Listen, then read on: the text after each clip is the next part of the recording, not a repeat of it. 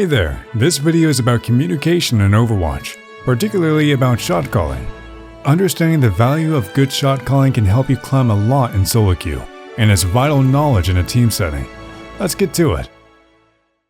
Hello guys, and welcome to the Dojo.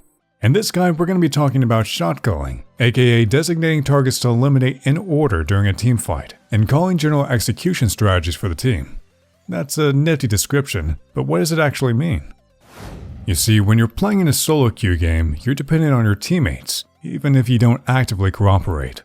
By looking at the position of the players, the kill feed data, and listening to audio cues, you know where your teammates are in the given moment and prepare accordingly.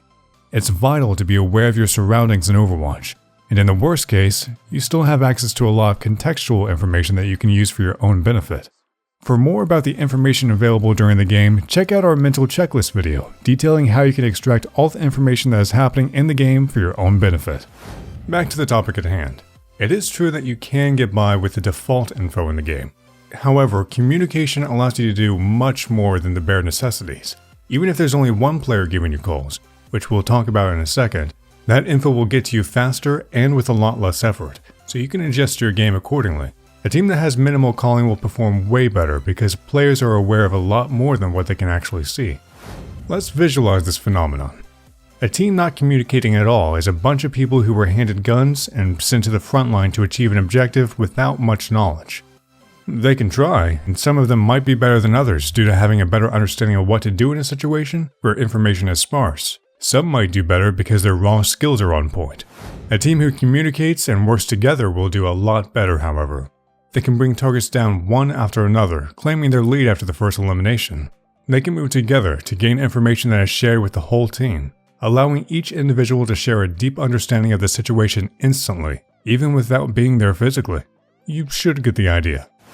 Alright, let's go in detail about calling and how it should be done. Calling is when you're relaying information about the events in the game to the team. Examples: you can call that you're about to have your ult ready in the next team fight. And you can call that the enemy Widow is setting up top left on the ramp. Learning how to call properly is vital if you want to get better in the game. As the higher you get, the more team dependent the game becomes. But what is a proper call? A proper call should send information to the team in a short and precise manner. Let's take that sentence apart. Sending information. Sending information is basically just making sure that you're not making dumb calls that are obvious to everyone. An example would be calling that you're going to use this and that basic ability. No one really cares, and these calls pollute the communication stream. Short manner. This means that your call should be as short as possible to allow other players to call too. Phrasing long sentences will make it hard to understand the call, and it's taking too much communication space. Keep it short. Precise manner. You need to include all important details about your call. These are the answers to the W questions. Who, what, and where. Widowmaker is on the top left ledge. Winston has ultimate. Bastion is low behind the payload. Calling partial calls can sometimes lead to errors. For example, calling Bastion's position but not stating that he's low might lure your teammates into a trap. Now that the basics of communication are clear, we can continue with shot calling. Shot calling in Overwatch is basically leading the team to act as one, as well as leading the attack or defense on the objective. This is what allows pro players to work together seamlessly. Without proper shot calling, but with proper calling, the team will have a lot of information at their hands, but each player will act individually. This can go haywire quickly as players start going down. It's hard to win a team fight if you're not focusing the same targets, and in some cases you might win it, but you lose a lot of resources, for example time or ultimate charge in the process without proper planning. A shot caller is usually a player with experience, who knows how to adjust to different situations. Calling the targets that the team needs to take down is only one of the jobs for a good shot caller. Let's see them all. Making sure that the high priority targets are eliminated quickly. This is the first priority. Usually the shot caller just repeats the name of the hero until it goes down, then switches to the next one. A shot caller must have a clear mind map of the target priorities in order to make the target adjustments fluid. Making sure that the team is working optimally. Discussing how to act in the next team fight is a good example. Making sure that everyone is in position and timing the attack or reacting to it is an important part. An example: you're defending on King's Row. The attackers start coming in. Your Reinhardt starts hammering at them, but you call withdraw to the arc. because you see that they're running some cheesy comp and you can outplay them by delaying the fight a little.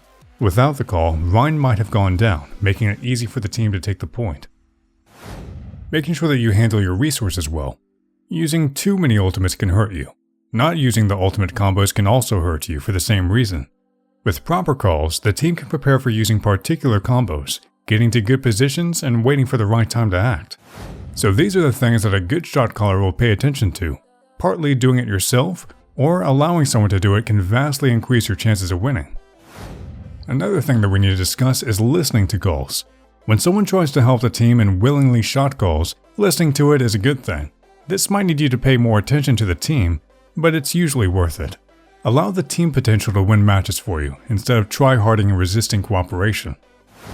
Sometimes there's going to be people who just don't pay attention and are not willing to cooperate, or they try and fail. What you need to understand here is that even though these situations might happen, there's nothing to lose when you're calling and shot calling. This is just an addition that increases your odds of winning. However, if someone is not taking part in the team's jobs, you don't lose anything. So we recommend that you keep doing calls, and try shot calling if you feel like, even if no one seems to pay attention. If they are in voice, they'll hear it and use it unconsciously. From personal experience, we can tell you that communicating might seem overwhelming or something that fatigues you. This is a mental block that you need to overcome. Try it and see for yourself. We have experience with players who we told to start actively communicating and calling, and they managed to increase their win rate by a whooping 30%, climbing until they reached their next obstacle. Not too shabby, right? Active and good communication might not seem easy at the beginning, but once you realize what kind of difference it makes, you'll be the one initiating it. Calling and shot calling are techniques that require practice. At the beginning of the process of acquiring new skills, you're usually bad at it. But as time goes on, you'll get better and better. You should try and practice. To beat your doubts, read the article on how to tackle emotional barriers in order to improve in Overwatch. Thank you for your attention, and we hope that you can benefit from our guide. In case you have any experiences to share, do so in a comment below. We're really interested. If you love our guides, like, sub, and share this video. Our Discord is a really nice community with free coaching opportunities. We're waiting for you there. In case you want to support us and get professional coaching in return, head over to our Patreon page. See you guys in the next one.